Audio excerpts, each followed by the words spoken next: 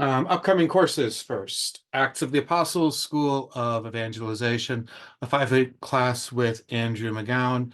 This one is both in person and simultaneously live streamed, running from April 18th to May 16th, 7 to 8:30 p.m. And video recordings provided since it's being live streamed. And then Charity, Love of God, Love of Neighbor with our director, Daniel Campbell. It's offered on two separate dates. April 22nd is the in-person, and April 26th is the online. And with the online one, there'll be a video recording. Oh, excuse me. And that is from 9:30 a.m. to 1:30 p.m. All right. In our fourth installment of Petrarch's scattered poems, we're rapidly approaching sort of a moment of truth for Petrarch, as rapidly as he can approach anything. The poems begin to actually head in a direction slowly. And the direction that they begin to take is one that's riddled with premonitions. There's some that deal with Laura suffering from a physical illness and Petrarch's growing awareness of his own mortality. Let's begin in prayer in the name of the Father, and the Son, and the Holy Spirit. Ave Regina Caelorum, Ave Domina Angelorum, Salve Radix, Salve Porta, ex qua mundo lux est orta. Gaude Virgo gloriosa, super omnes speciosa, vale o valde decora, et pro nobis Christum ex ora. In the name of the Father, and the Son, and the Holy Spirit. Amen. Okay, there. Making sure that I actually have the proper slides on rather than just showing the background.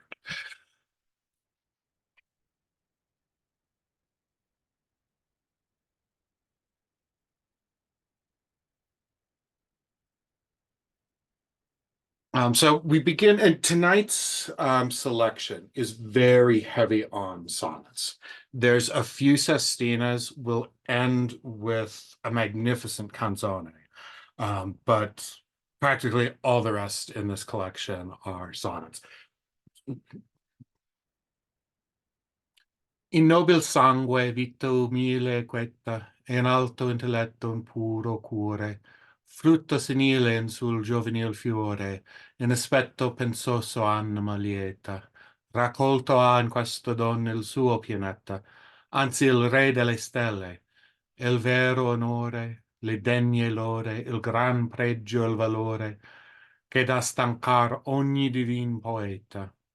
Amor se in lei con onestate aggiunto, con beltà natural abito adorno, che in un atto parla con silenzio, e non so che negli occhi, che un punto può far chiara la notte, oscura il giorno, e il mel amaro, e lucir l'essenzio. So we begin with one of the, I guess, less problematic types of poems about Laura. Everything that, all of the good things that have been poured into her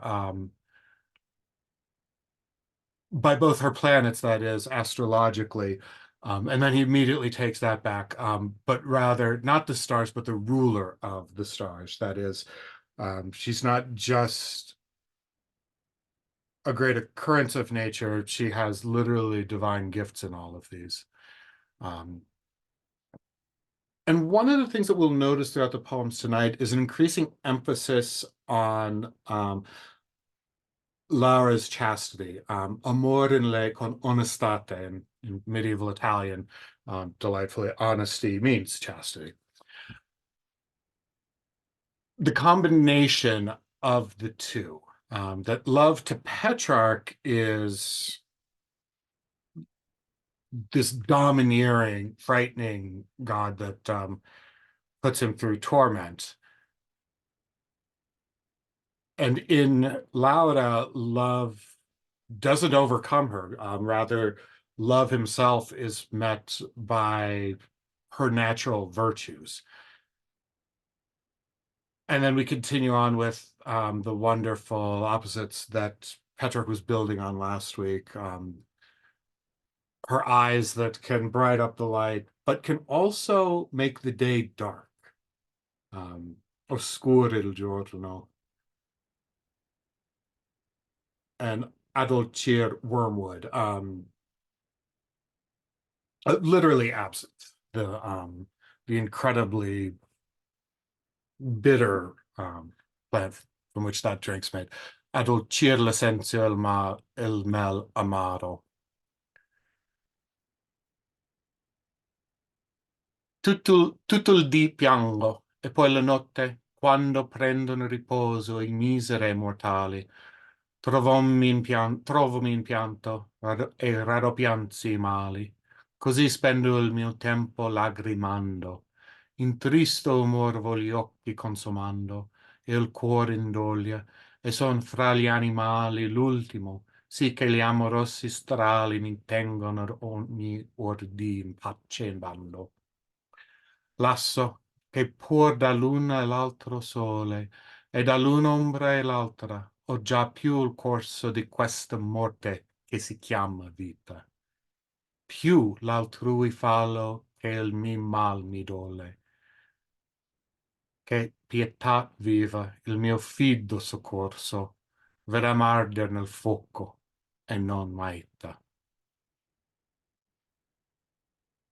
And after having all of these oppositions that he's been setting into his poems, um, we finally have one that sort of sets a theme for what the poems we'll be reading tonight. Di questa morte che si chiama vita. This death that they call life. Yeah. Petrarch is one of those intellects that has a morbid fascination with death. And I'm using fascination here, not in the common sense, but in the strict well, medieval Renaissance sense. To be fascinated is to be held almost in a magical spell. Fascination is to be focused on something not through your own desire. And Petrarch is one of those minds that is restless and that is tormented by thoughts of death. Uh, one of those people for whom the prospect of death, even though he is a very devout, sincere believer, the prospect of death is nevertheless something that absolutely terrifies him. And so in many of these poems, he'll talk about the death that's approaching, or in this case, the life that he's living is a death itself. In one of his famous letters, because of course Petrarch felt the obligation to write a lot of letters and to collect all of them for us in 10 different books. One of the letters he has just a fantastic line that I'm dying slowly as I'm writing these lines, and you're dying slowly as you read them. And then we move from this death that is called life into the crux of it all, that another's failing grieves me more than my own.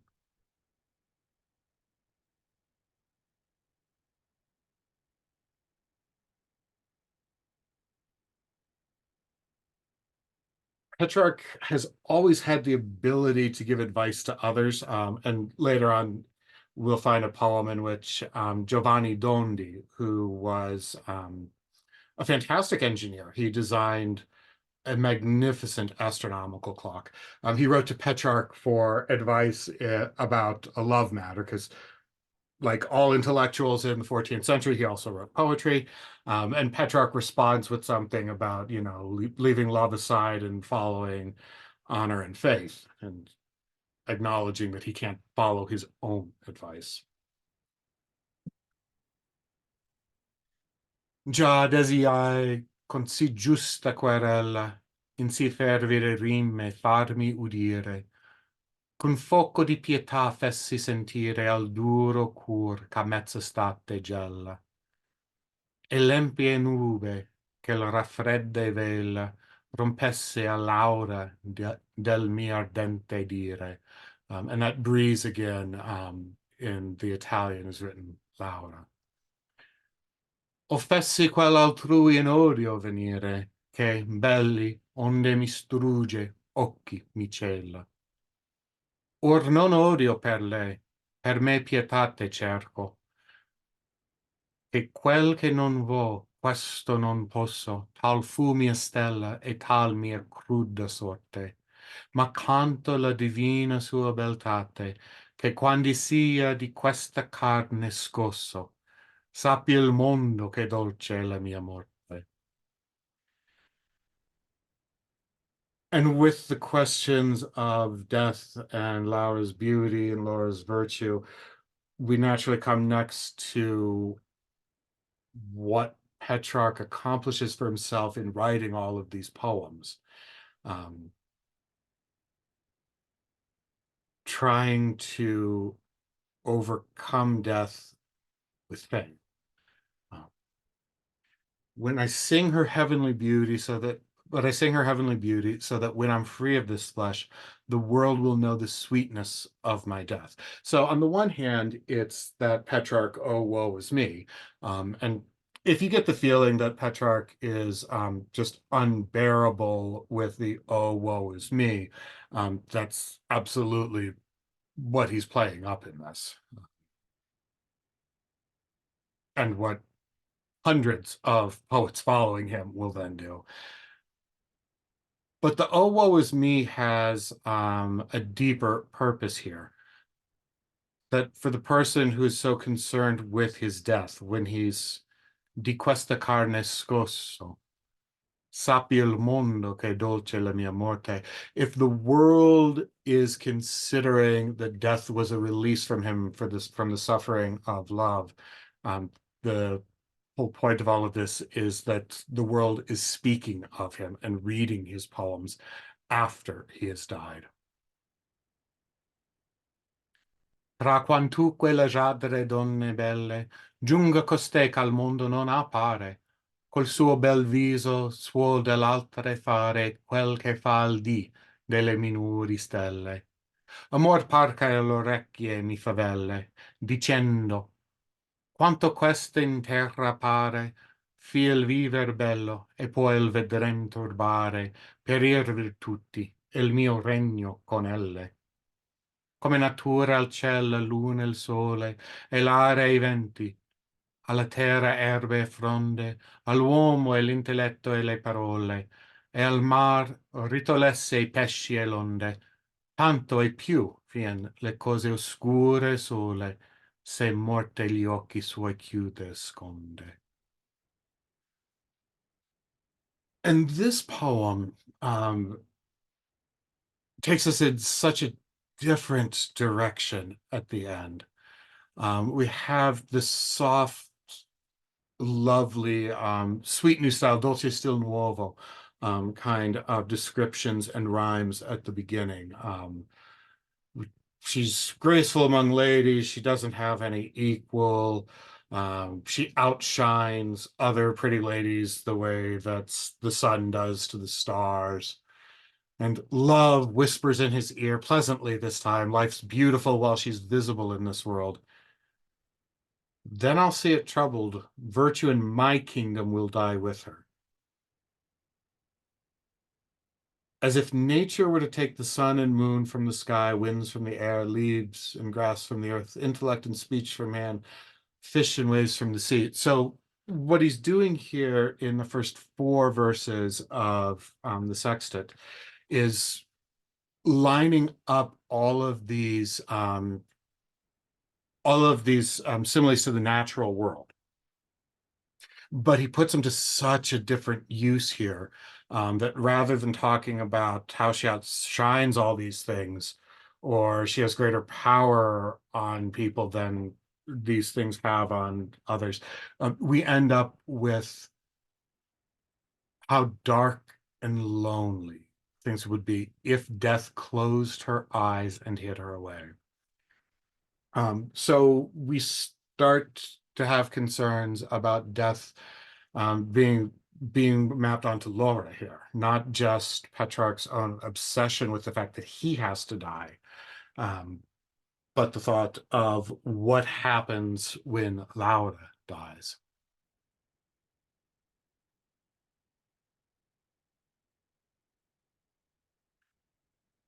And a few poems later, we have one of the anniversary poems. So I blaze and have already burned for 20 years. Qual mio destin, qual forza o qual inganno mi riconduce disarmato al campo, lave sempre son vinto. E se io ne scampo, meraviglia n'avrò, se io muoro, il danno. Danno non già, ma pro. Sì dolce stanno nel mio cuor le faville, il chiaro lampo, che la balia e lo strugge, in ch'io m'avampo, e son già ardendo nel 20° anno. Sento i messi di morte, ove apparire veggio i belli occhi, e folgorar da lunge, poi s'aven c'appressando a me le gire, amor con tal dolcezza munge e punge, che io non sol ripensar, non che ridire, che né ingegno né lingua al vero aggiunge. So this, at the 20th year that Petrarch has loved Laura, this is bringing us to 1347. Um, and 1347, of course, is the fateful year for Europe. Um, in the last few months of the year, Black Death will appear in Sicily and the coast of Calabria. And in 1348, it will blaze through Italy and southern France. Um, and so before this happens, his 20 years in April of 1347, while Black Death is still a few months away, I fear death's messengers when I see her lovely eyes appear and shine from afar. So while we have the usual topos of death approaching because the beloved woman has so much power, and in Italian, virtute means both our virtue, but also strength and power.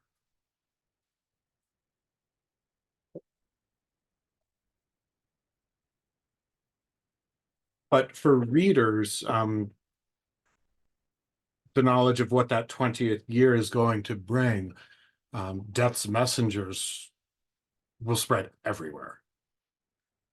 So Petrarch, putting this in between the others where he's put it here, has just a moment of irony for the readers that death's messengers he's imagining just from Laura's eyes, but Laura will die in the plague, along with many of his friends, along with somewhere between 25 and 50% of Europe.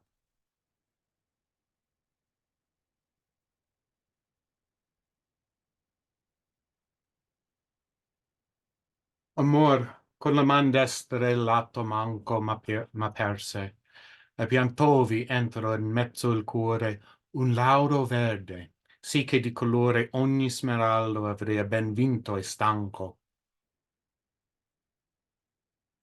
Vomer di penna, con sospir del fianco, il piover giù dagli occhi un dolce umore, l'adornar sì, che il ciel n'andò l'odore, qual non so già se dall'altre fronde un quanco. Fama, onore, virtute e leggiadria, casta bellezza in abito celeste, son le radici delle nobil pianta. Tal la mi vi trovo al petto, ove che io sia, felice in carco, e con preghiere oneste l'adoro, inchino come cosa santa. And so Petrarch leaves very open the obvious charge that the reader can make about what he's doing. Love opens up his side and puts right in his heart a green laurel. Um, So he has here both Laura that he loves, but the laurel is always that symbol of fame as well, poetic fame. The green laurel that outshines even emeralds. The poetic honor that he's looking for that's far better than earthly riches. The pen's furrow, the sighs from my side, and the sweet moisture raining from my eyes so adorn it that a fragrance rises to the sky that could never come from any other foliage. So the work of writing these poems, the pen and ink, but then also the moisture of his own tears as he pours out his woe is me onto the pages. Fame, honor, virtue, and grace. Chaste beauty. Casta bellezza. And again, that the emphasis on Laura's chasteness here. All of these things combined into one: fame, honor, virtue, grace. The roots of this plant that he carries wherever he is.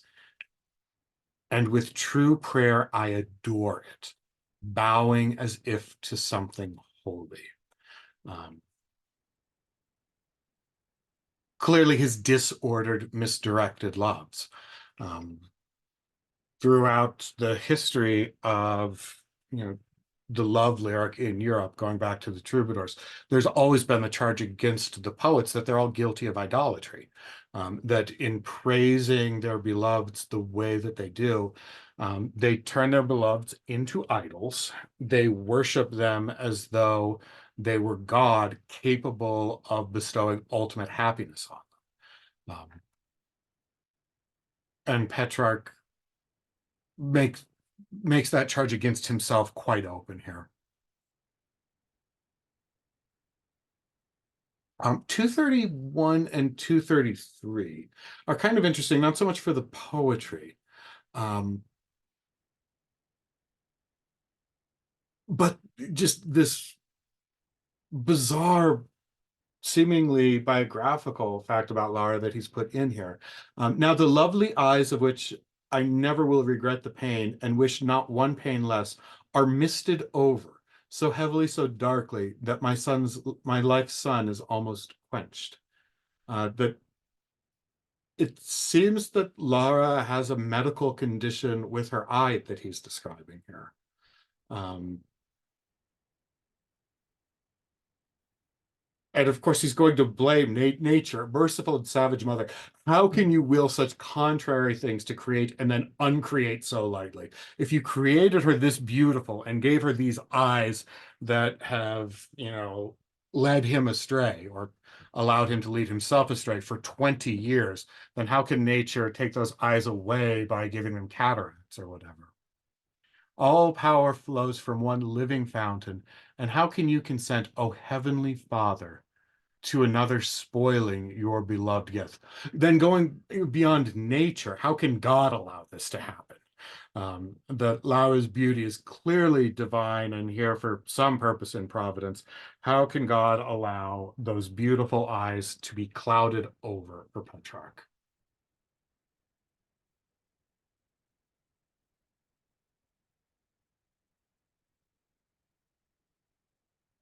And 230 similar. 231.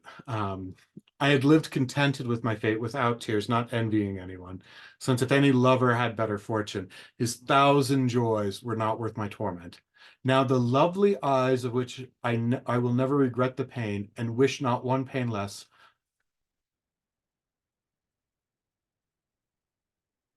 Sorry, skipped, lost where I was out there. Um, what good fortune came to me when a force that made my eyes weak and dim beamed from one of the two loveliest eyes there ever were, as I gazed on it in dark and troubled grief, as I turned back to satisfy my hunger to see her whom alone in this world I would care for. Heaven and love were never kinder to me, even if all the other times of grace were counted, since from my lady's right eye, rather the right hand sun, Delightful sickness entered into mine and did not grieve me, and something with intelligence and wings passed, like a shooting star through the sky, and nature and pity guided its course. So after having this just kind of bizarre poem about Laura developing some sort of eye problem, um, now Petrarch has basically cured her with some kind of sympathetic magic. Somehow or another, Petrarch has managed to, with a visual spirit leaving his eye, hits Laura's eye and is somehow able to have the disease remove itself from her eye and shoot back into his own. Um, of all the things that Petrarch does that's weird, like these poems to me have just always been some of the strangest. Um, of course, whether this actually happened or not, it's impossible to know. Um, but it's just so bizarre. One of those things where truth is stranger than fiction, that her eyes should cloud over and that Petrarch should heal her, um, and then seemingly go right along, and not refer back to this again.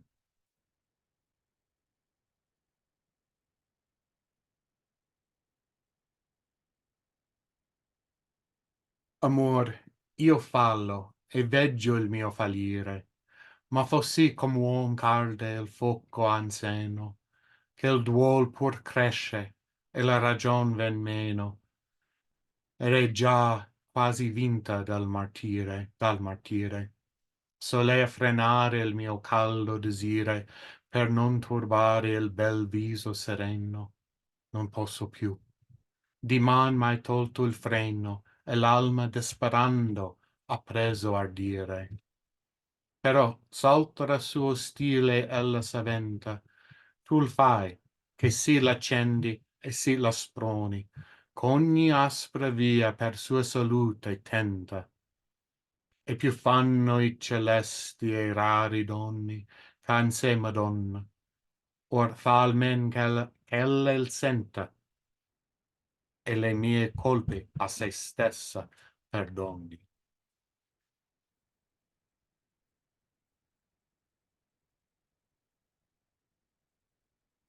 And an odd kind of penitential poem, but one that's addressed to love. So it's seemingly penitential, but of course it goes to the wrong Lord.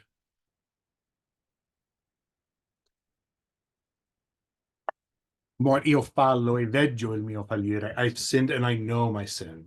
Um, the word that he used there, it's not the simple literal word for sin, but fallire, to fail, and to fall as well, has that sense, um, to fall short of what we are supposed to do.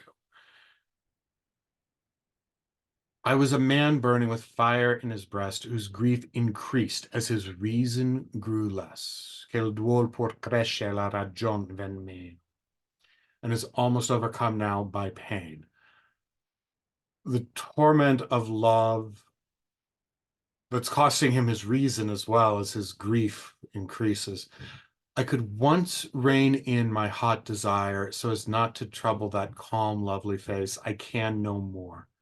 From my hand you take the reins, and the desperate soul has gathered courage. So if it ventures beyond your limits, it is your doing, who stir me so and spur me. I try every harsh path to my salvation, and the rare celestial gifts my lady shows are more to blame. Now at least let her feel she has to pardon my crime in herself.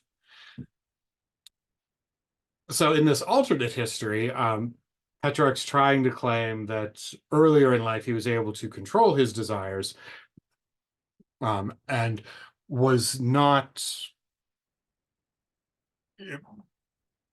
overcome by love, did not lose his reason for love. But he's saying now in this moment, this is where he gives up all attempts at controlling his passion. He's just going to give himself over to impulse. But the reasons for it, are so calculating and non-passionate. Um, Giving into love here would be a way of being able to blame love, who he was able to hold off for so long, but love has stirred him and spurred him for so long that it's finally won. Um, I try every harsh path to my salvation. The sense that Petrarch has tried really, really hard to do what he knows he needs to do, but he's come up short here because these heavenly gifts that Lauda has are able to do more than Petrarch's attempts at walking that harsh and narrow path. And what he hopes for here, if he lets go his sentiments and makes all of this known to Lauda, um, let her feel that she has to pardon my crime in herself. If she won't give in to Petrarch by fully revealing the extent of his passion, he's hoping that she can feel some need to pardon what he's done. Um, and so after a block of, what is that, 22 or 23 sonnets, we come to another one of the Sestine. Um, but I think before we do that, we'll take a bit of a break. If there's any questions, please put them up in chat or the question and answer box. And I will try to just stop talking for a few minutes.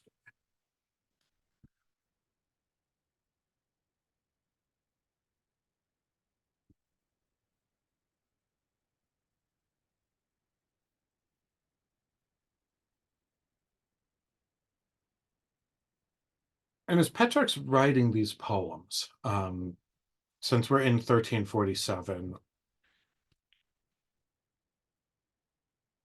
he's in his mid early 40s at this point, but he still has, quite a bit of time left. He won't die until 1374. So it's as though you'd have us believe that he spends the last 30 years of his life basically stuck in this meditation upon death approaching at every second. There's no real reason to believe that that isn't true. Petrarch's certainly a complex literary voice, but that kind of, I don't know, I guess that kind of almost neurosis is absolutely typical of everything that we know about him. I think in the modern world, when we read these poems in these collections, we tend to focus so much. I'm sorry. When I say we here, I mean the very small group of intellectuals that study these poems as an academic subject rather than appreciating them as beautiful literature. The overwhelming majority of the people who have read these have read them as beautiful poems, which is as it should be. But those of us who read it in a professional academic sense tend to focus so much on wanting to explain what's going on here, what the author is doing, that I think professors tend to assume that the poets, the authors themselves, um,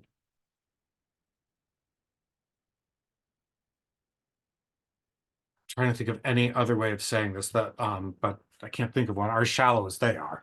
That is, that they're just writing these things cynically. They're just creating literary personas. But, for example, what Petrarch's writing here is just this persona that he wants to create and manufacture for us, which of course is true. But if we take it to the extreme, we end up with a historical Francesco Petrarca that isn't reflected at all in the poems, because we're saying that all the poems represent is just this literary creation. And that's where the shallowness comes in here, the suggestion that these poems have no actual sincere emotion behind them.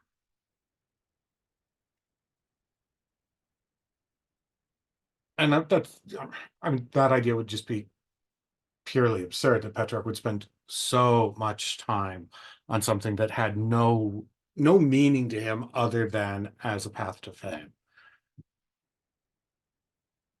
He absolutely does everything he can to cultivate the proper image of himself that he wants the world and posterity to have. But the image that he wants to create isn't a complete fabrication. It's exactly what we have when we look at social media. It's a particularly cultivated, collected, sorted out version of somebody's life. But what's in there is real. The question isn't so much how much is this just a fiction that's made up for public consumption? The question is, okay, but what are the things that are left out of this picture? So with Petrarch, I'm hoping we can appreciate the sincerity, just the clear sincerity of the poems, and the sincerity of the fact that he knows that he's creating a public image for his eternal glory. And he talks about that incessantly because he recognizes the sin that lies in his vainglory. And you kind of have this infinite regress where he's aware of the way that he's writing, about the way that he's writing. So again, a sestina where he's choosing rhyme words, and the rhyme words just change position in each stanza. The words he has here: waves, moon, night, woods, bank, evening. If we look at the woods that he's selected before, these ones are kind of, I guess, literally darker.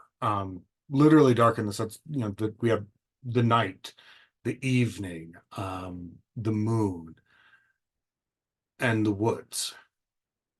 And with those four words, once you throw in onde e piaggia, the waves and the bank, it's really hard not to also think of those as waves lashing at the up on the sides of the riverbank, in the same darkness that he's picturing everywhere else. Non ha tanti animali il mar fra l'onde, né lassù sopra il cerchio della luna vide mai tante stelle alcuna notte, né tanti augelli alberghen per i boschi, né tante erbe ebbe mai il campo né piaggia, quanto al mio cor pensier ciascuna sera. So again, the topos that is created of all of the animals in their natural habitats in the night, while Petrarch is not sleeping, he's not resting at all. He's awake with all of these tormenting thoughts that he simply can't rid his mind of. Di in di spero ormai l'ultima sera, che scevri in me dal vivo terren l'onde, e mi lasci dormire in qualche piaggia, che tanti afani uomai sotto la luna non sofferse quant'io, sanulsi boschi, che solvo ricercando giorno e notte. Io non ebbi giammai tranquilla notte, ma sospirando andai mattino e sera, poi ch'amor femmi un cittadin de boschi. And just that delightful phrase there, amor femmi un cittadin de boschi, that love has driven him partially insane, that he's a citizen of the woods, that he has to live by himself, going along sighing morning and evening in his solitude with his obsessive thoughts. Ben fia, prima che posi, il mar senza onde, e la luce avrà il sol della luna. e i fior d'April morranno in ogni piaggia.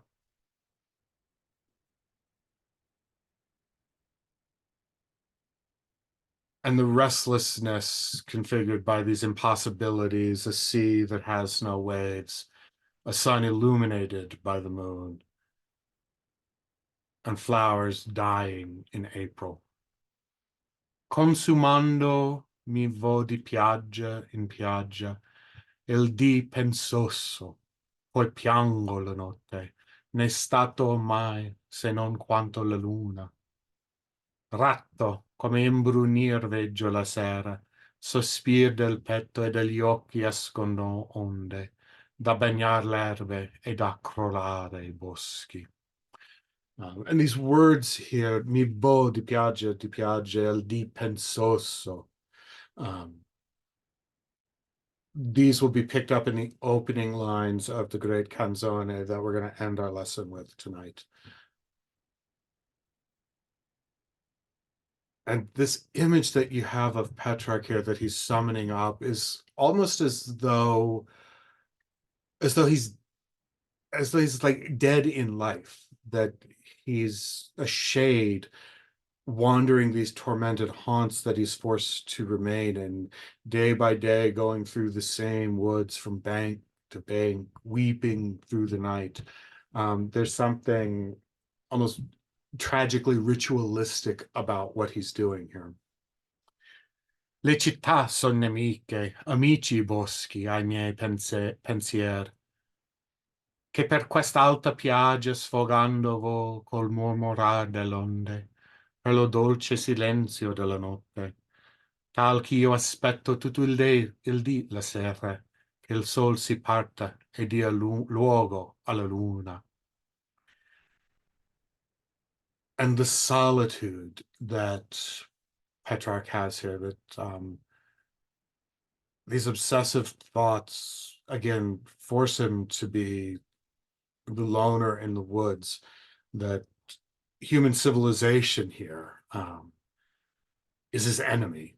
So nemica is literally, but they are my enemies. He can't speak to people, but only to nature can he pour out these thoughts. De Orfosio col vago della luna addormentato in qua che verdi boschi, di quest'anzi vespero a me fa sera, con esse e con amore in quella piaggia, sol venisse a starsi ivi una notte, il dì si stesse, il sol sempre nell'onde. If like Endymion, lover of the moon, I was asleep somewhere in the green woods. So the myth of Endymion, and there's several different versions of it, but the one that Petrarch's pulling on from here is that the moon goddess Selene saw the shepherd Endymion asleep. And seeing him asleep, just this incredibly beautiful young man in complete peace, she made the request that Jupiter give her Endymion in exactly this state forever. So Endymion, and we'll note Petrarch doesn't even have to use the name here. He just refers to him as col vago della luna, that delightful Italian vago vaga that's not vague in a bad sense, but undefined in this wonderful free way. With just that phrase, he summons up Endymion that the translator has very politely put in there for us. And she, who before vespers brings me evening, came with the moon and love to that bank, to remain alone there through a single night, and daylight and sun stayed beneath the waves. And so, as we had in one of the other sestinas, this wish that he has, and we go into the imperfect subjunctive in Italian here, this desire for something that is not. If only I could be like that. And she would come before Vespers with the moon and love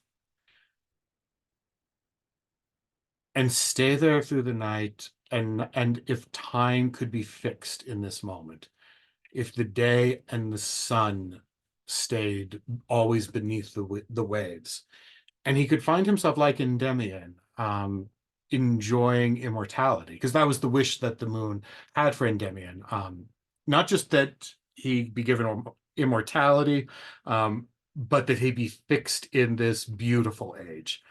There was another myth of a lover taken by a god who wished for eternal life for her lover, but she forgot to wish for eternal youth. And so her lover continued to age until he turned into nothing but a voice. Um, Endymion was sort of the myth after that, where the moon goddess recognizes the mistake of the other and wishes for eternal youth. But it's this image of stasis that we have here. Um, and it's a weird desire to be locked in forever, in this single night that he wants to spend with Laura forever, but he'll be asleep and she'll just be there with the moon and love.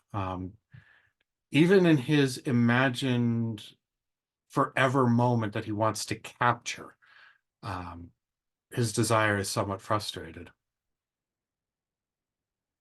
Sovra d'ore onde al lume della luna, canzonata di notte in mezzo ai boschi, ricca piaggia vedrai, domanda sera.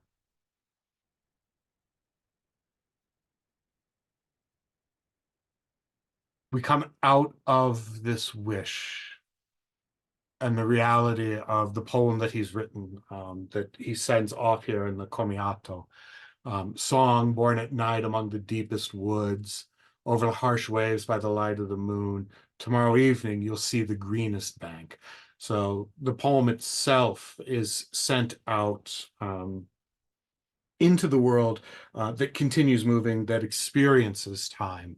You will see that I am just the future tense. You will see tomorrow um, evening. And after all of those sonnets, we go sestina and then a sonnet,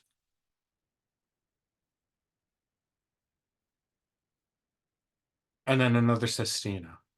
And in this sestina, again, we have that playing with the name.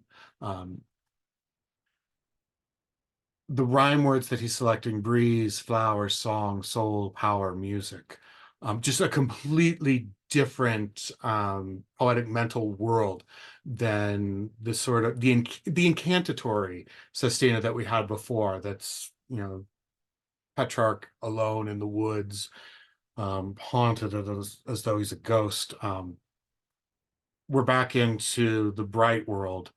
Um, and that breeze, of course, is Lauda. And the first line has sort of a double play on it. Dawn is Aurora, in Italian, l'aurora. L'aver l'aurora che si dolce Laura. So the play of assonance there. And then the word for power there is not virtute, which he's used before, but forza. And forza is more limited in its meaning than virtue. Forza is just power the way that we normally conceive it here. Um, Forza in the sense of a dominant power, not in the sense of a particular capability. L'aver l'aurora che si dolce Laura, al tempo nuovo suol muovere i fiori, e le augellette incominciar lor versi, sì dolcemente i pensier dentro all'alma, mover mi sento a chi li ha tutti in forza, che ritornar convenmi alle mie notte. Towards the dawn, when the sweet breeze over the fresh spring earth stirs the flowers, and the little birds begin their song, completely in the world of a very conventional love poem that's occurring in the proper locus amenus, where the proper lovely place, where there's a spring, flowers, little birdies are singing. I feel thoughts stirred within my soul so sweetly by her who has them in her power, that I must turn again to my own music.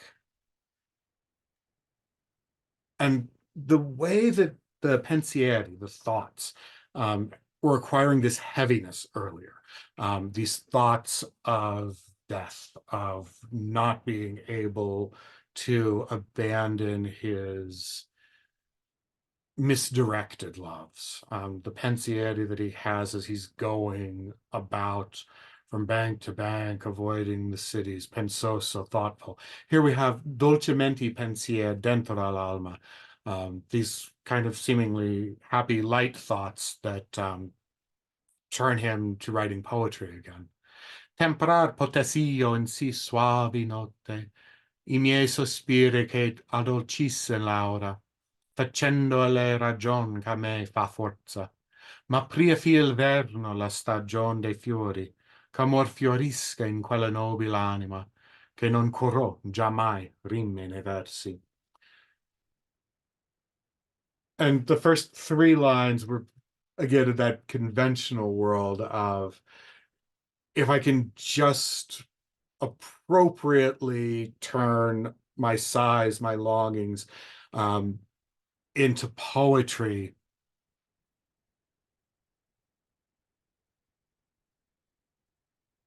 showing her the reason why I'm in her power. There's um, that hope that maybe his poetry can win out and Lauda will succumb to his powers. But sooner will the winter be the season of flowers than love will flourish in that noble soul that never cared for my rhymes or song. Um, so now we have the bitterness of 20 years of poetry that's been ignored by her.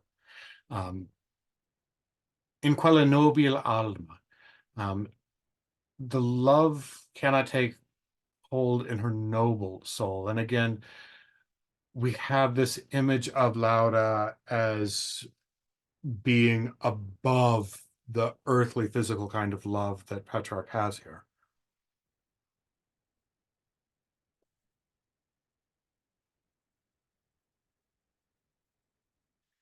Quante lacrime lasso e quanti versi ho già sparti al mio tempo, in quante notte ho riprovato umiliar quell'alma.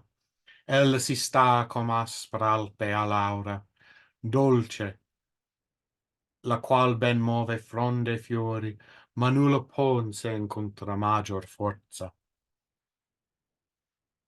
And again, all of those tears, all of those verses that he's written, and again, referencing to that the other name for this collection, the rime sparse, the scattered poems, um, the versi sparte. In quante note ho riprovato umiliar quell'alma. And one of the things Petrarch's doing here that we'll take note of in the Sestine, usually each line is its own complete thought. Um, or if it's part of a longer thought, that then it's two or three complete lines. But here he's starting to use enjambment. That is, the rhyme breaks up the thought and the logical thought continues on the next line. In quante note ho riprovato umiliar quella alma. And then ella si sta com aspre alpe a laura dolce. She remains a harsh mountain in the breeze. But the way that Petrarch's written it, that sweet part there, belongs with ella si sta com aspre alpe a laura dolce. That she remains sweet in the harsh, that she remains sweet while in the harsh mountains in the breeze.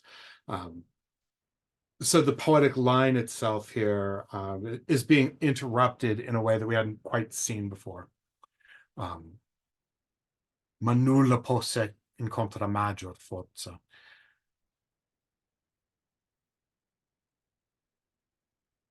This harsh mountain that nothing has any power against. Omni et Dei solea vincer per forza amor. And again, the enjambment. Come si legge in prosa e in versi, e io il provai in sul primo aprir dei fiori. Ora nel mio Signor, nelle sue notte, nel pianger mio, nei prieghi, pon far Laura, trarre o di vita o di martir quest'alma. And we go back into this classical world that Petrarch loves so much, that we read about the power of love in those ancient myths. Um,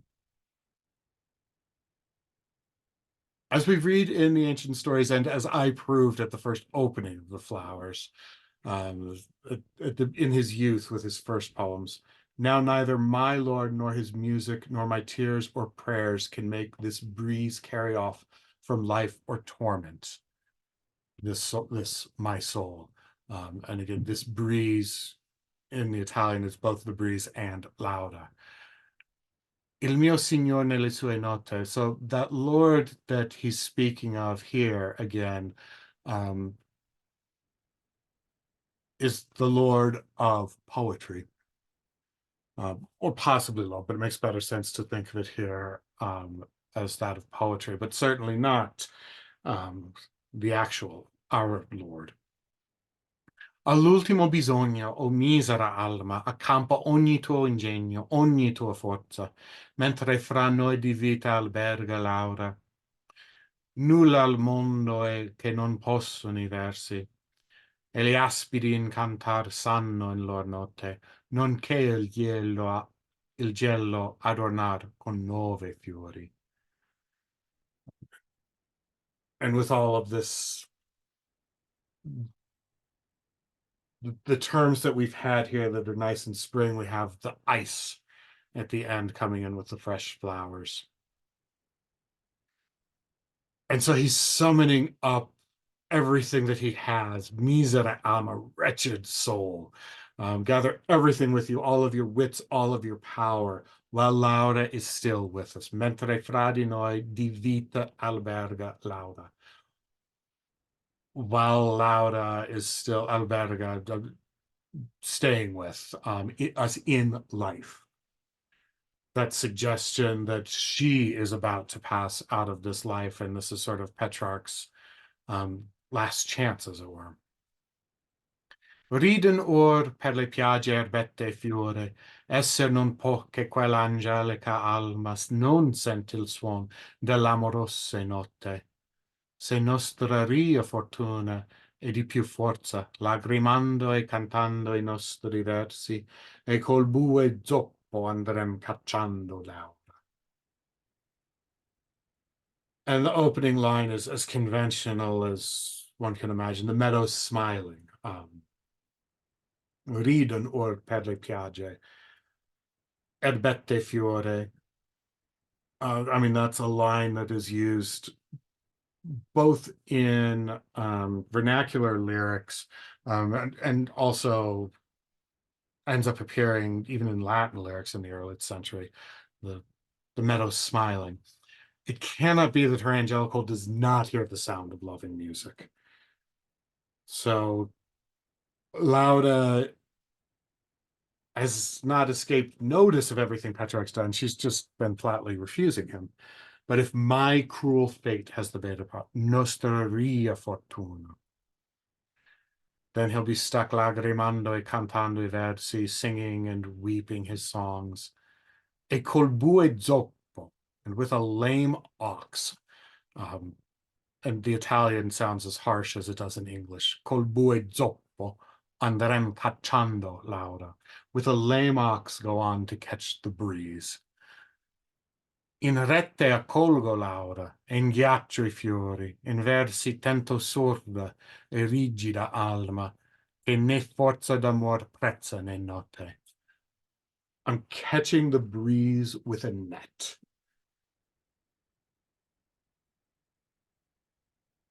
Seeding ice with flowers, and holding with song a deaf, unyielding soul, in that neither, not indifferent, prezza is to value, prezzo, the price of something. So this is one who neither has any appreciation, and appreciate is a cognate from prezzare. Um, to appreciate is to literally be able to put a price on something. Um, Either the power of love or Petrarch's note, Petrarch's music, Petrarch's poems.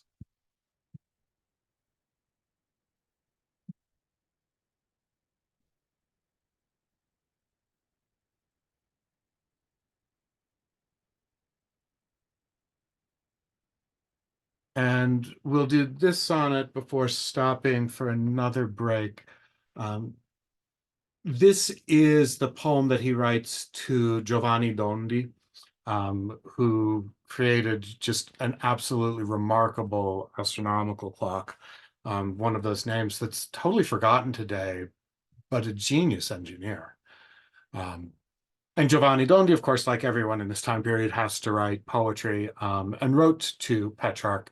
Um, how do you get Petrarch to respond to you? You write him a poem asking about love. Petrarch's just constitutionally incapable of not responding to a poem asking for his advice written by someone famous. Il mal mi preme e mi spaventa il peggio, al qual veggio si larga e piana via, che son intratto in simil frenesia, e con duro penser teco veneggio, né so se guerra o pace a Dio mi chieggio, che il danno è grave e la vergogna è ria, ma perché più languir? Di noi pur fia quel che ordinato è già nel sonno, nel sommo seggio.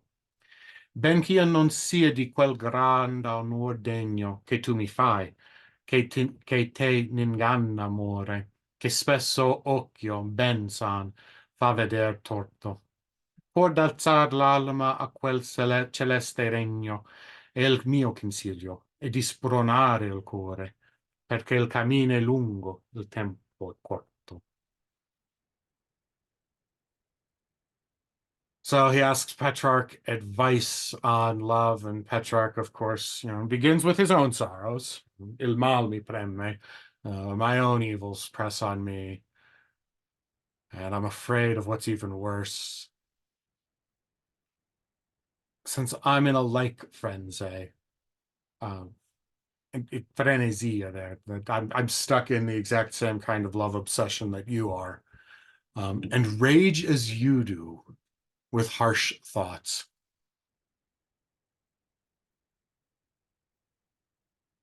Unaware if God is given war or peace. Ma perché più languir? Why worry more? Why languish in this more? So not just worry, but the sense is take action. Di noi pur via quel che ordinato è già nel sommo seggio. That here enters providence, that what will become of us is ordained already in heaven. Though I'm not worthy of the great honor you show me, which of course Petrarch believes he is, but it's impolite to accept such a compliment. And that's not just a Petrarch thing. That's a particularly Italian thing. Um, if you try to compliment an Italian friend, um, it's like trying to grab a greased watermelon. Your compliments will not stick. They will not accept them. They will very politely and charmingly parry any compliment you try to make them. So in this, Petrarch's not being himself. He's just being one of his own countrymen. But the advice here for Giovanni Dondi Raise your soul to those celestial regions. Spur your heart above. Spronare il cuore. And spronare is an important verb to use there because in love poems, spronare is almost always a verb that has amore as its subject. That the god of love is the one that is spurring the lover, that the image is love as the rider and the lover as the horse that's being directed by love, and being spurred to go where he might not want to go. Petrarch's taking that verb here and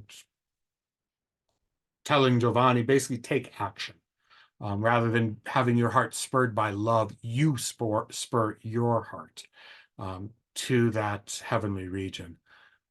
Perché il cammino è lungo, il tempo è corto. The road is long and time is short.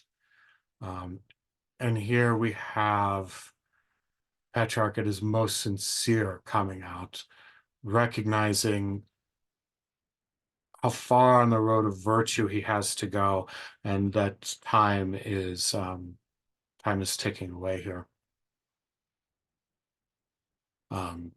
So we'll pause for a second, but I wanted to pull up the clock that Giovanni Dondi designed. And early clocks were not designed to tell time. What they were designed to do, well, accidentally they were designed to tell time. They were designed to recreate the motion of all of the cosmos. So they would have all of these different wheels. One of these wheels would be able to simulate the motions of the moon, of Venus, of Mercury, of the sun. Here you have the hours on the Italian system, the 24-hour day that are being spun about here. And it's, a weighted escapement clock.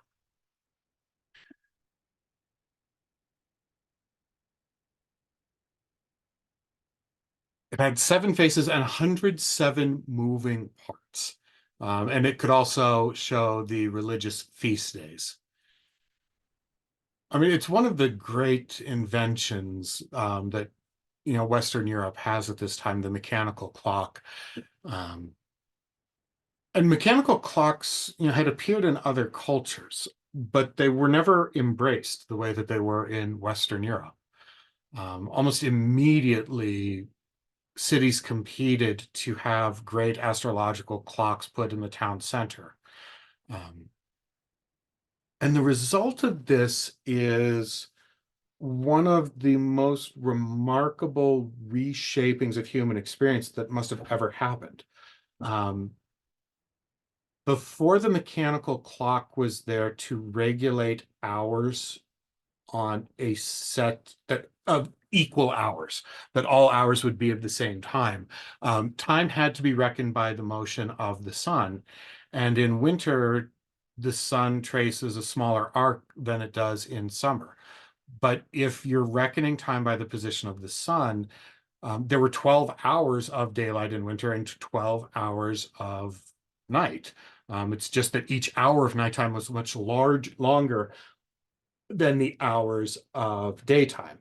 And the summer hours in this unequal hour time would have been composed of more minutes than the nighttime hours in summer. With the mechanical clock, you could, and people had recognized this problem, of course. There were different kinds of clocks, water clocks that were used to try to have stable time, but none of them were really successful that you could implement them, society-wide. The mechanical clock put up in a tower in a city could regulate the hours of the day so that you didn't have changing hours with the changing seasons. You can only imagine what that change would have been like, to have the ordering of your day based on the tolling of far-off bells rather than your own estimation of the sun's position in the sky. The clock no longer exists, but there is a reconstruction based on the diagrams that were left of what it would have been like.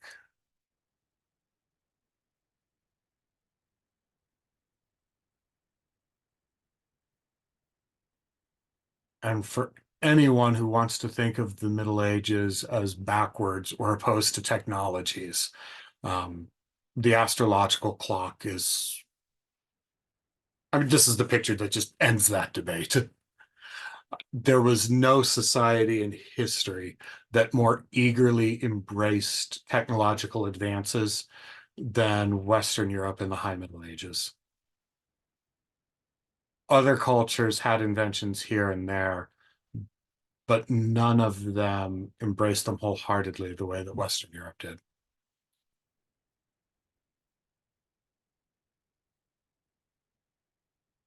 Oh, if there's any questions, please go ahead and post those.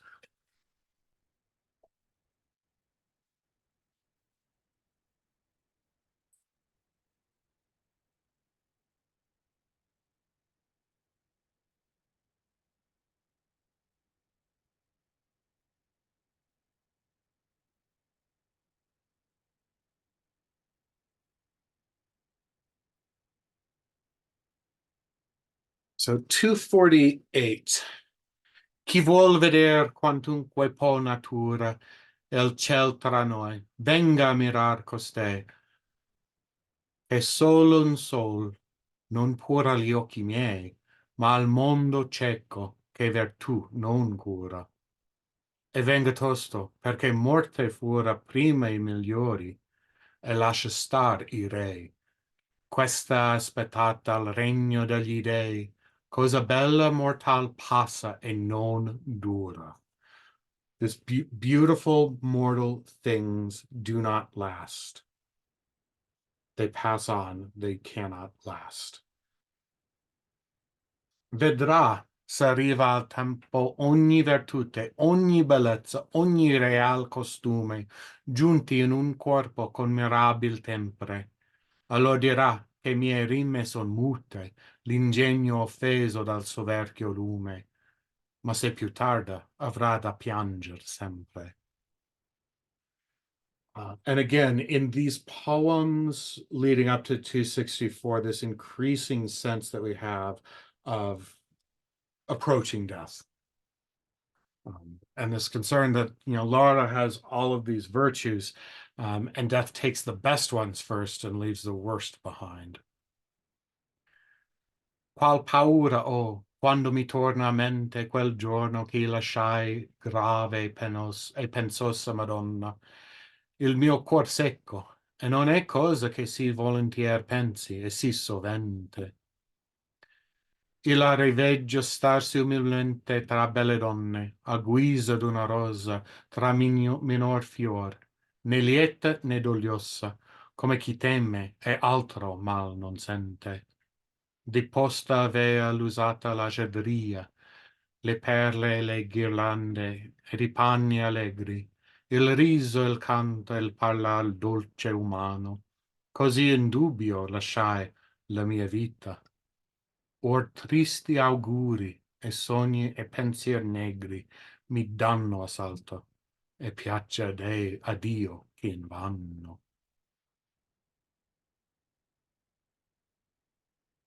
The fear when he leaves Laura, and Laura is grave e pensoso.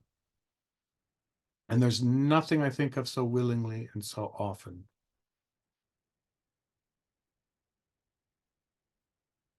And I see her again standing humbly among lovely ladies like a rose among lesser flowers, not joyous or sad, come chi teme e altro mal non sente, like one who's afraid, feeling no other ill. She laid aside her customary grace, the pearls, the garland, the bright dress, the smile, the song, the sweet human speech. So I was left living in uncertainty. Sad omens now, dark thoughts and dreams assail me. So this Laura that's being summoned up in his memory is a Laura full of omens. that he hopes do not come true. Solea lontan in sonno consolarmi. And if we think back to a couple lessons ago, when Petrarch had to leave Valcusa, and while he was in Italy, was thinking of Laura constantly, and imagining her. Solea lontan in sonno consolarmi con quella dolce e angelica sua vista, Madonna.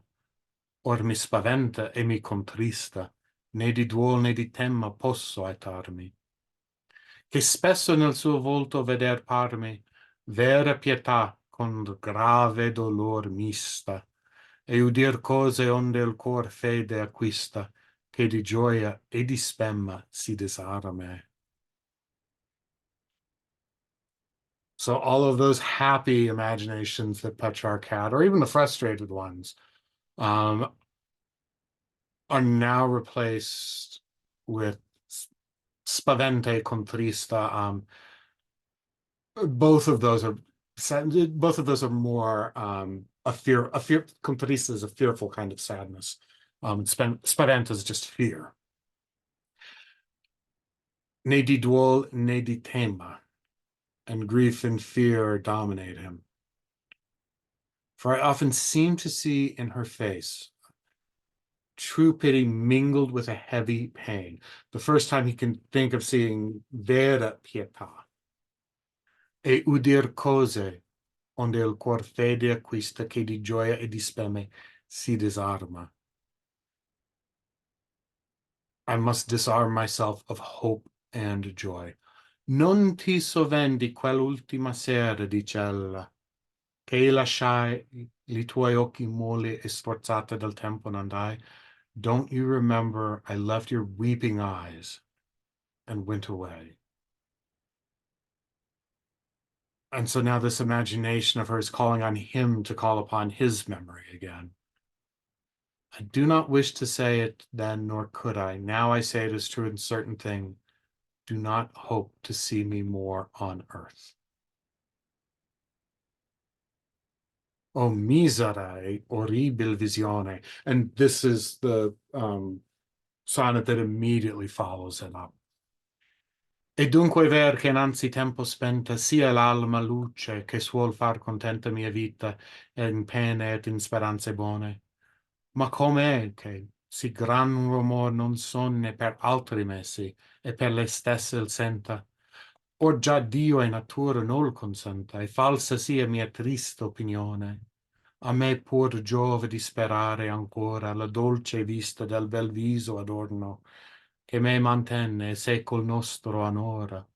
Se per salir all'eterno soggiorno uscita è, pur del bel albergo fora, prego non tardi il mio ultimo giorno. And we continue with these fears. And we don't know if Petrarch wrote these poems before she died, if he had these premonitions, or if he wrote them after and then inserted them sort of as an after the fact kind of prophecy. But the effect that we have reading through these as we inch up to the end of the first part. In such fear and such perpetual war I live, and no longer know what I once was, like he who fears and errs on a winding road. And that's Petrarch's state. He's lost the true way, and he's on this winding road, both fearing and erring as he goes. And each of these poems, as we get closer and closer, the fear and the sense of foreboding increases.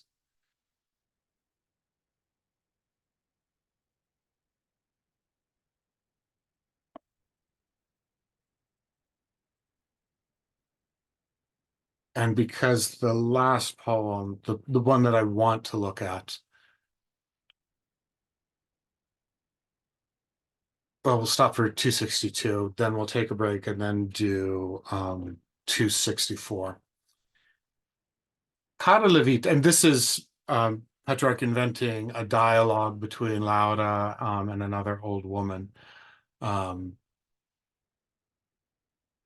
And the old woman speaks first. Cara la vita, e dopo lei mi pare vera onestà, che in bella donna sia. L'ordine volgi, e non fur, madre mia, senza onestà mai cose belle o care. E qual donna si lascia di suo onor privare, né donna è più né viva. E se qual pria pare in vista, e tal vita aspra e ria via più che morte, e di più penne amare.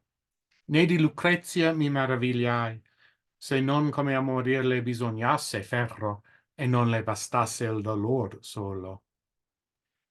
Vengan quante filosofi formai a dir ciò, tutte lor fien vie, fien basse, e quest'una vedremo alzarsi a volo.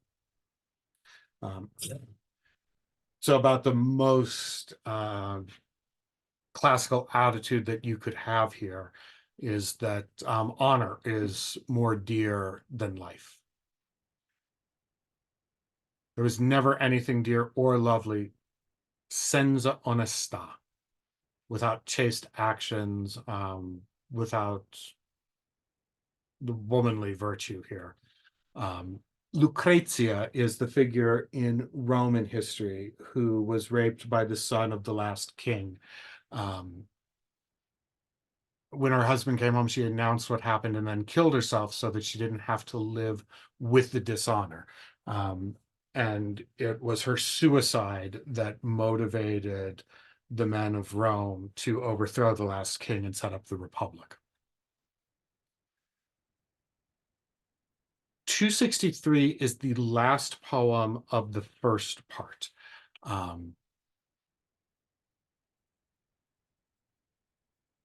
Arbor vittorioso trionfale, victorious triumphant laurel branch, onor d'imperatore e di poeti, quanti m'hai fatto di dogliosi e lieti in questa breve mia vita mortali.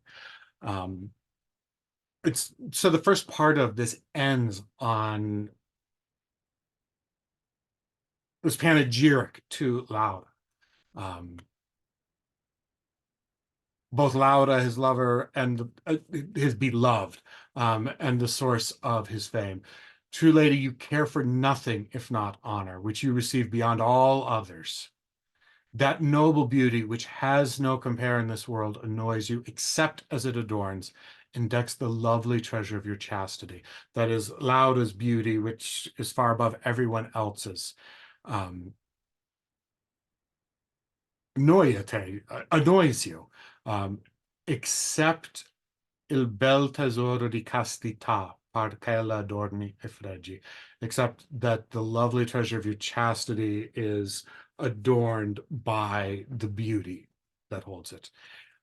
At this point in the manuscript, I mean, Petrarch wrote these last, I think, 40 poems in his own hand. He doesn't have an amanuensis. He doesn't have a scribe writing for him. After this, there are 3 blank folios, so 3 blank pages, front and back, where nothing's written.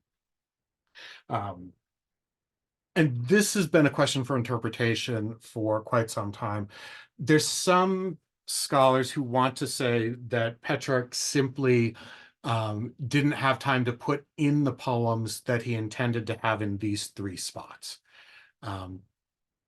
Except that you can see in his draft, once he got to the number of 366 poems, he didn't add any more. Every poem that he put in after 366, he removed an earlier.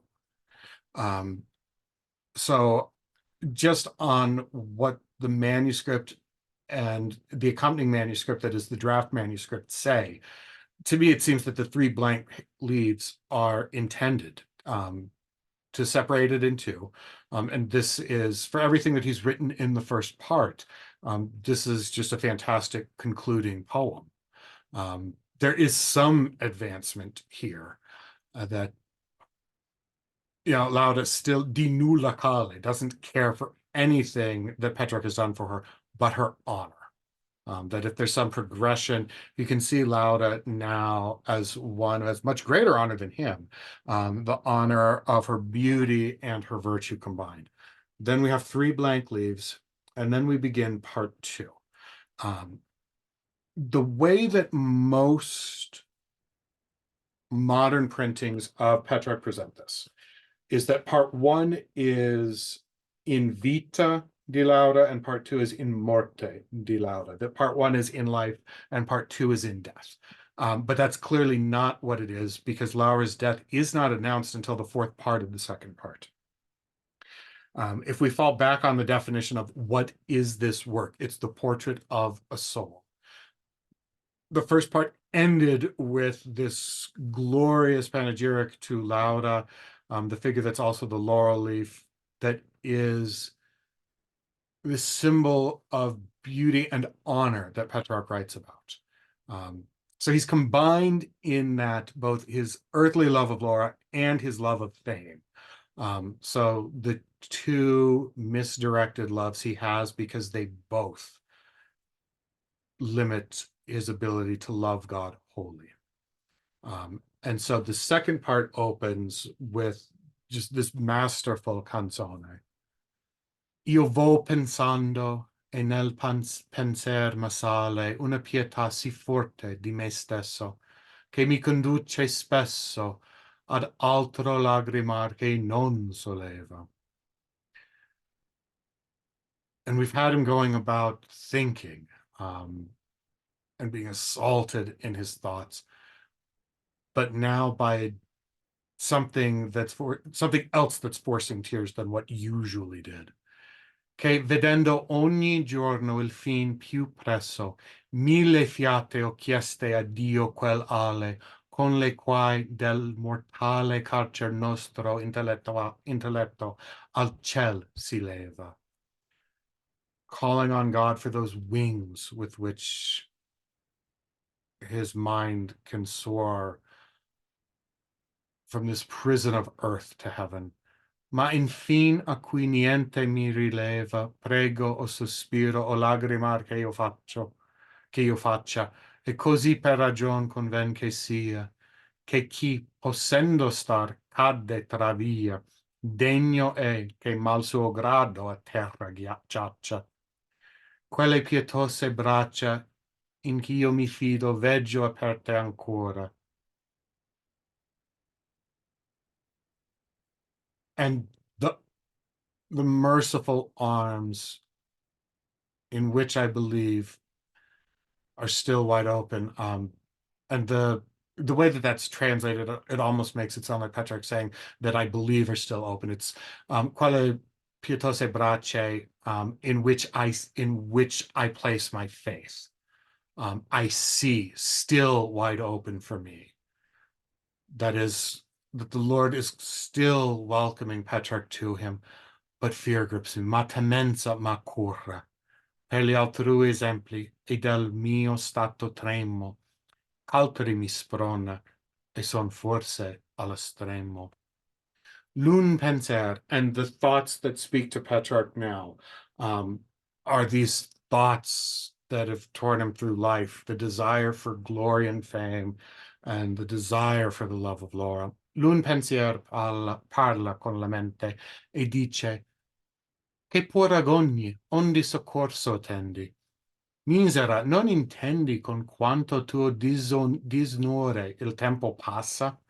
Prendi partito accortamente, prendi, e del cuor tuo divelli ogni radice del piacer che felice non può mai fare, e respirar non lassa. Se già è gran tempo fastidita e lassa sé di qual falso dolce fuggitivo che il mondo traditor può dare altrui. That false fugitive sweetness, falso dolce fuggitivo, che il mondo traditor, that traitor that is the world, gives more to others. A che ripon più la speranza in lui, che d'ogni pace di fermezze privo, mentre che il corpo è vivo, hai tu il freno in balia dei penser tuoi. De stringilo or che puoi, che dubbioso il tardar, come tu sai, il cominciar non fia per tempo o mai. Già sai tu ben quanta dolcezza porse agli occhi tuoi la vista di colei, la qual anco vorrei che nascer fosse per più nostra pace. Ben ti ricordi e ricordar te ne dei. Dall'immagine sua quando ella corse al cor, laddove forse non potea fiammar entrar per altrui facce, ella accese, e se l'ardor fallace durò molt'anni in aspettando un giorno, che per nostra salute unqua non vene, or ti soleva più beate spene, mirando il ciel che si volve intorno, immortal ed adorno, che dove dal mal suo qua giù si lieta, vostra vaghezza quetta, un mover d'occhi, un ragionar, un canto, quanto fia quel piacer, se questa è tanto. Dall'altra parte un pensier dolce e agro, un faticoso e dilettevol salma, sedendosi entro l'alma, premme il cor di desio, dispemme il pasce, che sol per fama gloriosa, ed alma non sente quando io ghiaccia e quando io flagro, se son pallido o magro, e se l'acido più forte rinasce. A sweet and bitter thought with its wearying and delightful burden, seated in my soul, oppresses the heart with desire, feeds it with hope, that solely for glorious kindly fame feels nothing when I freeze or when I burn, or if I'm pale and thin, and if I kill it, it's reborn more fiercely. This love of desire that Petrarch knows is one of his great faults, that he's tried to put down, but every time he puts it down, it comes back with greater strength. Questo dolor che m'addormiva in fasce, venuto è di in di crescendo meco, e temo che un sepolcro ambeduo chiudo. And he's afraid that that when he dies, the tomb encloses both him and this love of fame. Poi che fia l'alma delle membre ignuda, non può questo desio più venir seco, ma se il latino e il greco parlan di me dopo la morte, è un vento. Ond'io perché vento adunar sempre quel che un'ora scombre, vorrei il ver abbracciar, lasciando l'ombre. And what is fame? That he if he's spoken of after his death, the body is still in the tomb. Um, Having his name spoken is literally mere air on people's lips. And so, because I fear to always gather what an hour will scatter, I wish to leave the shadows and grasp the true. Ma quel altro voler, di che son pieno, quanti pressi a lui nascon par caduge, e parte il tempo fugge, che scrivendo d'altrui di me non calmi, e il lume degli begli occhi che mi strugge suavemente al suo caldo sereno, mi ritien con un freno, contra cui nullo ingegno o forza valmi. And that line is so typical of like the Cavalcantian Italian poetry. That love is the irrational force that completely erodes our capacities and our reason. Controls me with a rein against which no wit or force avails. And this is love as the rider and the lover as the horse. The freno, the rein with which the rider controls the horse. Che giova dunque perché tutta spalme la mia barchetta, poi che in fra gli scogli è ritenuta ancor, che da tua nodi. Tu, che dagli altri che in diversi modi legano il mondo, in tutto mi discioglie, Signor mio, che non toglio mai dal volto mio questa vergogna, che in guisa d'uom che sogna aver la morte innanzi gli occhi parmi, e vorrei far difesa, e non ho le armi. What joy then if my boat has all its sails spread, if it's still dragged on the rocks by those two cables. So that image again of the boat that needs to pull in its sails and pull into the good harbor.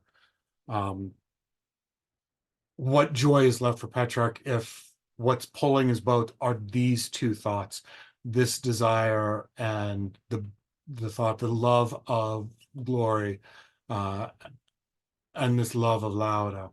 These two thoughts that are not pulling him into safe harbor, um, but shipwrecking him on the rocks. You who free me from all other ties that bind me to the world in diverse ways, my Lord, why will you not free my face ever of this blush of shame?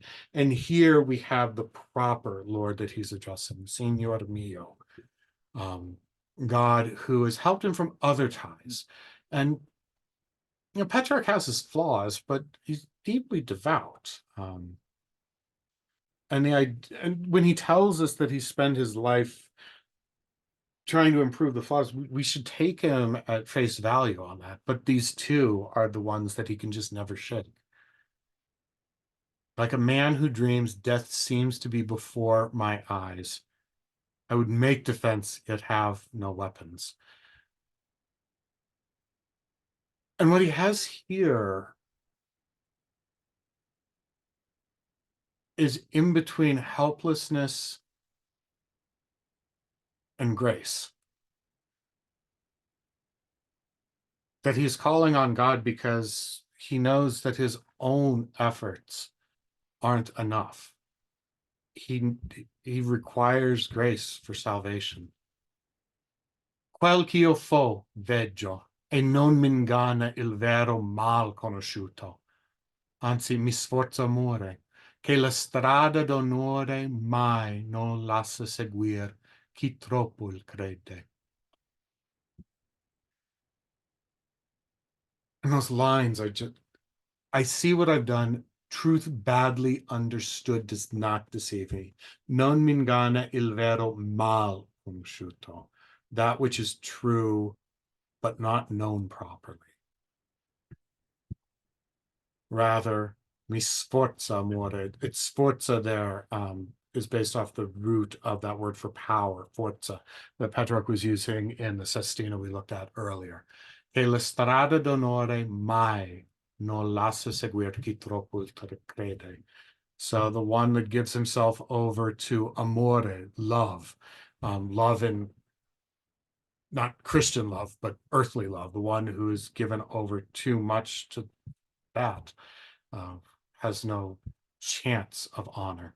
E sento ad or venirmi al cor un leggiadro disdegno aspro e severo, cogna colto pensiero tiro in mezzo la fronte, ov'altre il vede, che mortal coso amar con tanta fede, quanta a Dio sol per debito convenzi, più si disdice a chi più pregio brama. I feel a gracious disdain, bitter and severe from time to time in my heart, that reveals every hidden thought on my forehead where others see. To love a mortal being with such faith as is owed to God alone is the more denied to those who seek more merit. And here Petrarch puts out very clearly exactly what the failure is. Che mortal cosa amar con tanta fede, quanta a Dio sol per debito. See, with that faith that is owed to God alone. E questo ad alta voce anco richiama la ragion sfiata dietro ai sensi, ma perché la oda e pensi tornare il mal costume oltre la spigne. And the mal costume there, it's translated as habit, but vice would be the better habit. The mal costume is the evil habit that we have. Vice spurs it on. You've done it so long that it comes unconsciously, automatically, without the need to consciously do it. And so reason, led astray by the senses, is denied its proper role. That, I mean, that's what vice, the habit of sin does. Um, is we suspend our reason and we simply do what we've always done. E agli occhi di Pigne quella che sol per farmi morir nacque, perché a me troppo e a se stessa piacque. Non so che spazio mi si desse il cielo, quando novellamente io venni in terra a soffrir l'aspra guerra, che incontra me medesimo seppe ordiri. Ne posso il giorno che la vita serra, antiveder per la corporeo velo. And of course, these themes he's been working out throughout all of the poems that we've come to tonight. This sense of approaching death, not knowing what span Providence has for him.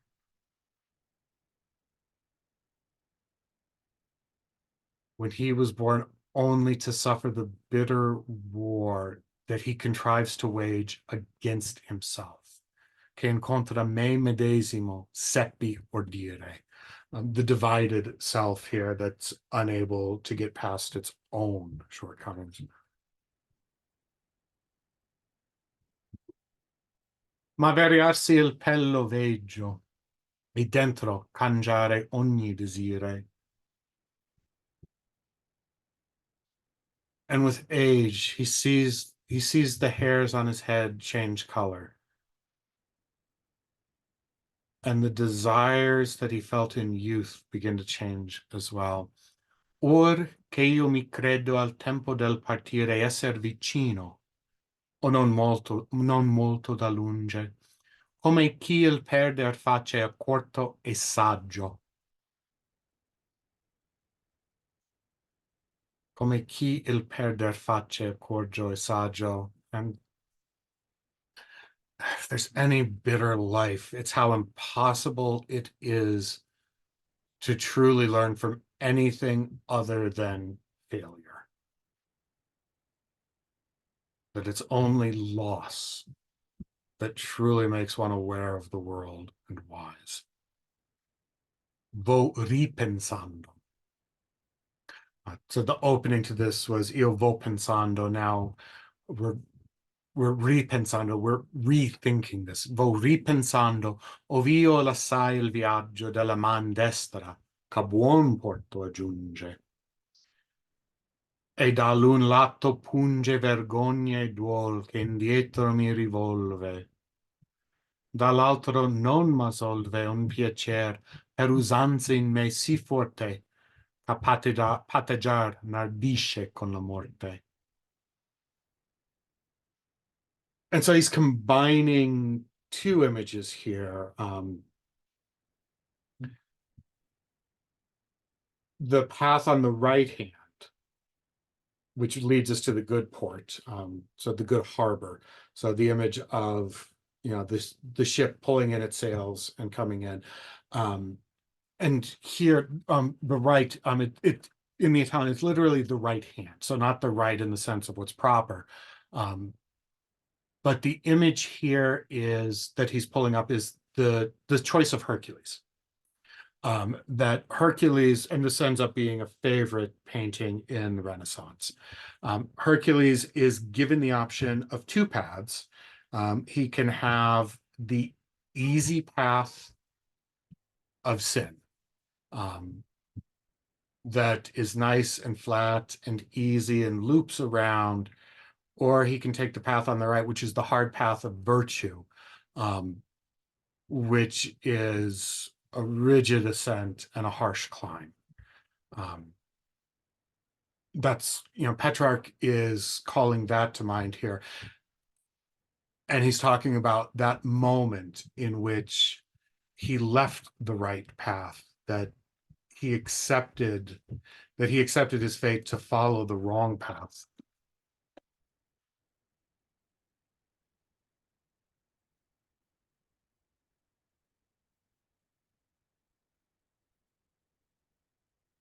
And let me, and this one is far later, that this image is far later than Petrarch. It's, a few centuries later, but since I'm mentioning this, uh, let me actually pull up the image I have in mind.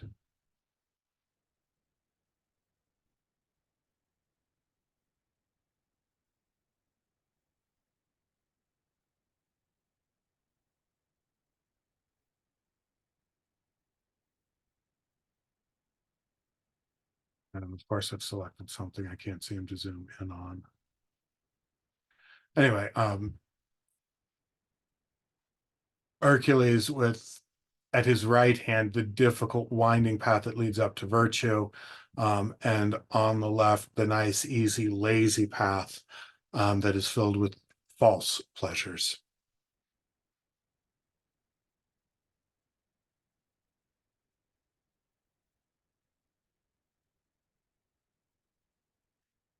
E da l'un l'alto punge vergogna, e duol che indietro mi rivolve, dall'altro non m'assolve un piacer per usanza in me si forte, a patteggiar n'ardisce con la morte.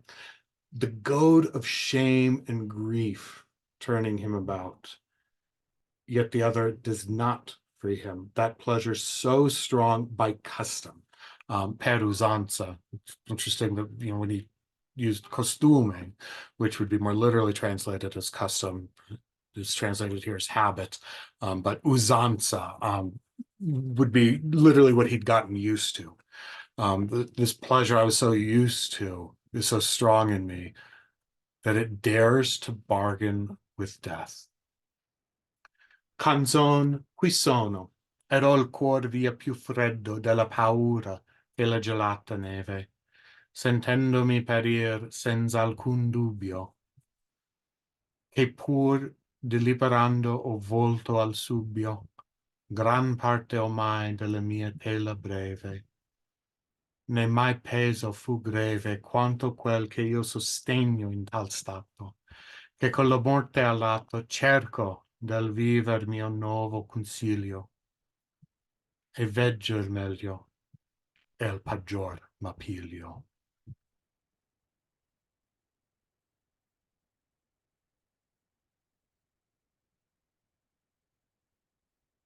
And so the closing words to his song here, as he's growing older and looking at the disordered loves of his life, literally growing colder with fear, also growing cold in age, growing colder with fear than frozen snow, knowing I must truly die. Sentendomi perir senza alcun dubbio.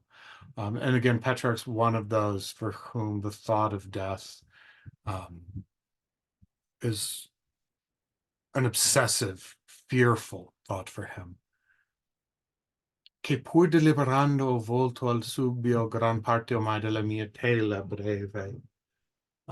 His life's brief thread.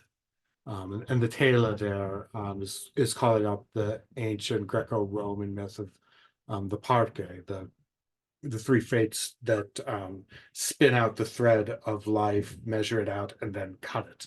His life's brief thread has been wasted deliberando by indecision, going back and forth between this desire to embrace God wholly, but this inability to put behind his earthly love or his great desire for earthly fame. And the weight of this indecision, the shame that he feels at having wasted so much time in his life on this and still be deliberating it now. Cerco del viver mio novo consiglio. I'm looking for new counsel of my life. And I see what is better, but I still cling to what is worse.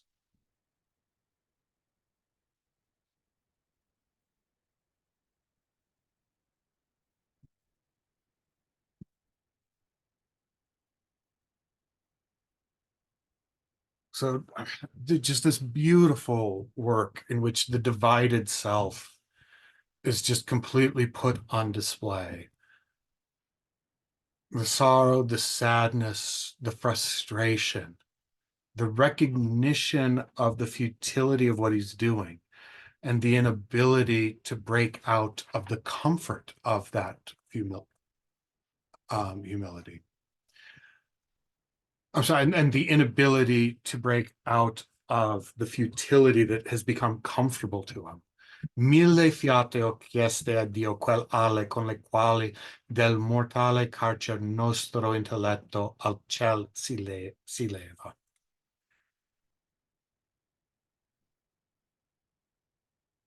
And he sees the Lord standing with the merciful arms still welcoming him. And rather than running to those arms, he remains frozen, trembling at his state, gripped by fear. And it's this inaction that on some level we all relate to. The knowledge of the complete fulfillment that only the love of God can give. But the hesitation that we have in trusting in that completely and putting aside, or perhaps not putting aside, but ordering properly all of the loves in our life. That we love these things as creatures, but not as things from which we hope to derive complete satisfaction, because as creatures, they cannot provide that. And we know this, and we still return to them.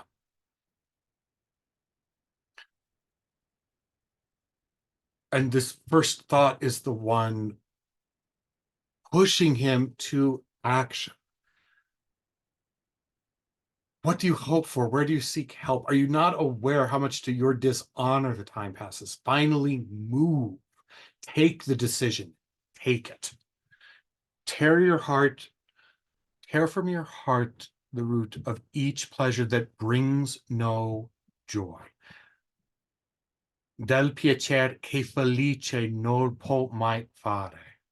That pleasure that cannot create happiness. If you've long been weary and disgusted with that false fugitive sweetness that the traitorous world grants more to others, why place your hopes any longer in what is free of peace and certainty? And in this, Petrarch's looking at both love and his desire for fame. But that desire for fame cannot grant him happiness because he knows that it's wrong. He still desires it knowing that it's wrong, but the knowledge that it's wrong in itself guarantees that what he desires so much cannot please. While your body is alive, you have your thoughts in your control. And this is where that first thought, the proper thought, is telling him to put away this idea that you're completely controlled by your passions. While you are alive, you have the rational soul which God has granted to human beings so that they may order rightly their loves and not be slaves to their passion. Grasp them while you may, since it's dangerous to delay, as you know, and beginning now is not soon enough. So if we go back, as we always should with Petrarch, to to Augustine, that prayer that he had early in his youth, make me chaste, but not yet. Petrarch is the version of Augustine that does not have the conversion in the garden, that does not have that moment in which he can freely embrace loving God with whole heart, mind, soul, and being.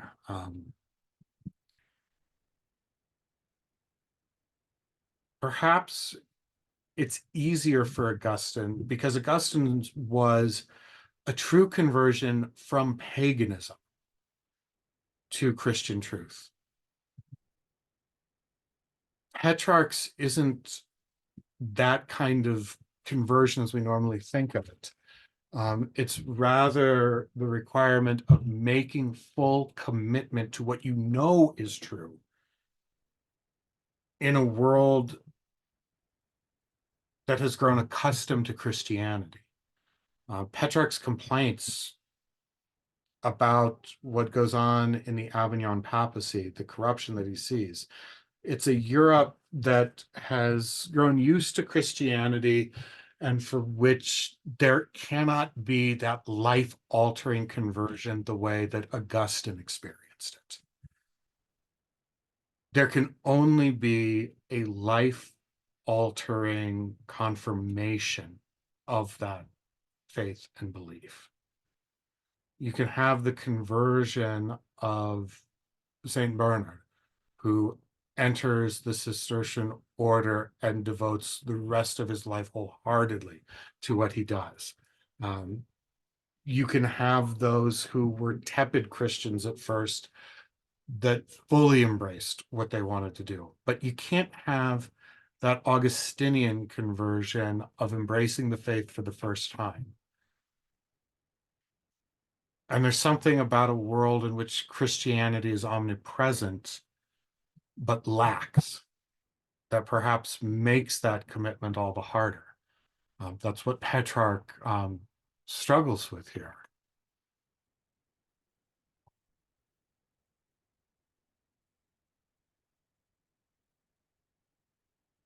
And here we have all of everything that Petrarch's been through in his memory. What do you have here other than the ardor fallace, the deceiving ardor, the false ardor that lasted many years, awaiting that day that will never come, per nostra salute, of our salvation. And the salute there is, it's a word that's also used in the love poetry to refer to what the lover hopes to get from the beloved. Or ti solleva a più beata spene. Lift yourself up to a better hope, a blessed hope. That the problem isn't that he's put his hope in Laura so long and he's been denied. The problem is that what he was hoping for wasn't enough. He should be desiring heaven. And again, gaze up at the heavens. Look at the beauty of the world that you see above. The beauty of the world that Giovanni Dondi is trying to represent in that mechanical clock. And if the beauty that you see just in looking at it from down here, what joy must there be actually in heaven? And so after those two stanzas of the thought that is the correct thought of you need to abandon all of this and simply love God, from another side, a sweet and bitter thought. That desire for glory, for fame, the desire to have his name live forever, that he knows is an absurd desire, that he wants to have the immortality that consists of simply being mere air, having his name spoken by future generations, being literally just their breath exhaled. But even knowing how treacherous and false that is, he still cannot get past it. And then the light of the lovely eyes that melt him gently in their serene warmth, that control, mi ritien con un freno contra cui nullo ingegno o forza valmi.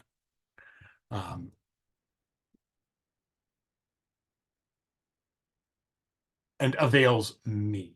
Not that there is no genius or force that can stop this, but that there isn't one that is useful to him.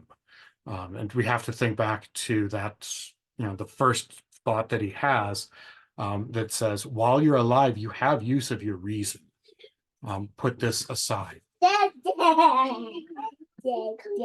And then that delightful question, Signor mio, che non toglie mai dal volto mio questa vergogna. My Lord, why will you not free my face ever of this blush of shame? Um, and okay. And so the Petrarch,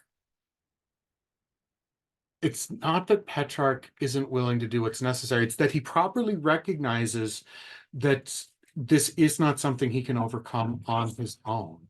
So he calls upon God to save him because, of course, we all depend on grace.